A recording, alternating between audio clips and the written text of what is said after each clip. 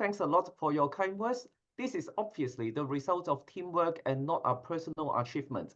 Apart from the support from my teammates, I have had the pleasure of collaborating with many leading researchers throughout the world. Learning from everyone is a joy. I wouldn't call my work significant contributions or breakthroughs. Nevertheless, one of our research focuses is on the development and validation of non-invasive tests of liver fibrosis.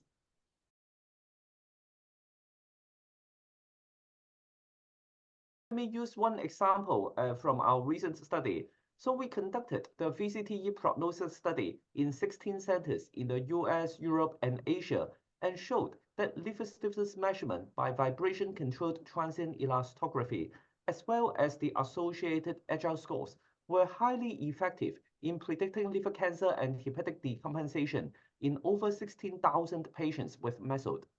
Importantly, the prognostic performance of these non-invasive tests was similar to, if not better than, histological fibrosis staging. Furthermore, we demonstrated that a 20% relative change in liver stiffness measurement correlated with corresponding changes in the cumulative incidence of liver-related events. Based on the findings, it is reasonable to say that liver biopsy should no longer be performed solely for the diagnosis of fibrosis or prognostication.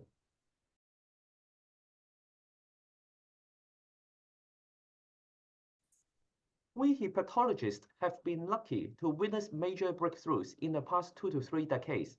We can now suppress hepatitis B virus and eradicate hepatitis C virus in almost all patients. And the first drug for MASLD has just been approved in the United States. Similar to other fields, I think artificial intelligence will have a major impact on hepatology as well. AI-based histological assessment of liver fibrosis and radiological assessment for liver cancer have already achieved great reproducibility and accuracy than the human eyes. With increasing computing power and the availability of more standardized and affordable assays, we may also be able to characterize and monitor liver diseases with multi-omic approaches with greater precision in the future.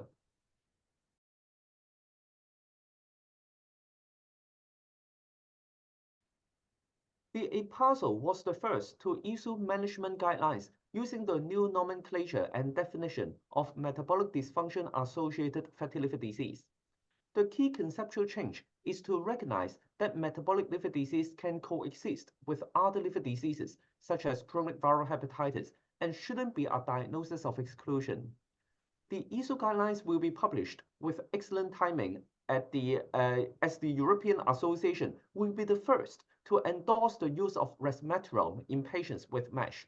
It also provides guidance on how to select patients for treatment, especially using non-invasive tests.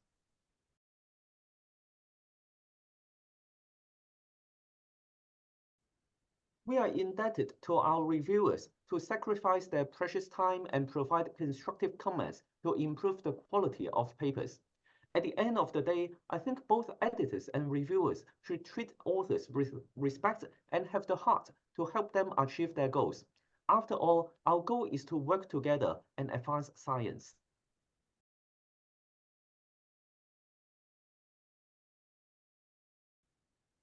We should be cognizant of the hard work of our reviewers and shouldn't overburden them. My personal policy is not to find the same reviewer if he or she has already reviewed another paper in the past 2 months. There are, however, exceptions when I really think a particular person is the best expert in the world to review that particular paper. In that case, I would write a personal note indicating the reason for an additional invitation and make sure I don't do it more often than necessary. Understandably, some reviewers will have personal reasons for being unable to return a review by the deadline. I find it useful to communicate with them early so that I can proceed with the decision or seek advice from additional colleagues. This is much better than lingering on without checking how the reviewers are doing.